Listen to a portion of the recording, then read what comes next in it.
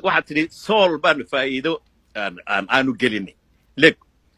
labada waddo ee magaalada dhex mara ee sool laba hay-adood baa sameeyey waana laga soo qaaday markiiba biyahanaad sheegaysay inankaa ka jawaabay hal wax oo aad gelisay guriga badha saabka waxaanaad tidha iyaga isxukumayey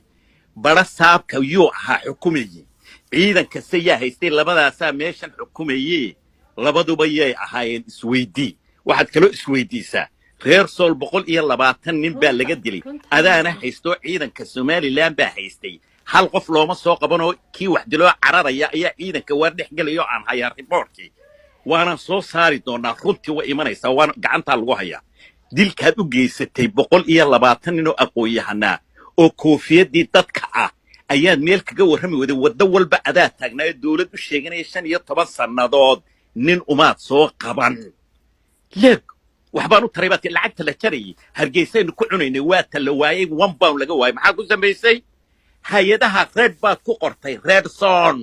ayaad ku qortay haddana international eeg war waxa ku qoran red zone maxaa ku qoran waxbaan u taray baad maxaad gelisay inaan adduunka investment gelin karin ee ay tahay red zone ay tahay area khatara oo aan stable baad ayaad ku qortay oo askuura adaa qoray gacanteena inuu ku qoray maadaama reer sool maanta ayaynu u sheegan karaa abaan iyo waxaan u qabanay waa guryaha dadka shacabkii dhistay iyo biyaha ay inamada reer sool isugu tageen gashadeen iyo leydka intaba iyada gashaday bal halkay Somaliland waar wax ugu tartay aad maanta reer sool ugu abaal sheeganayso dil iyo xabad iyo xarig mooyaane waxaad u tartay anigu ma garanayo ummadda Soomaaliyeedna way maqlaysaa waxa maanta ka sharaxnaa Hargeysa oo socday laba inan oo soo dhiiraday oo yiri waxaanu doonaynaa Somaliland la wada leeyahay oo in badan dhul baahanta ku cawday Somaliland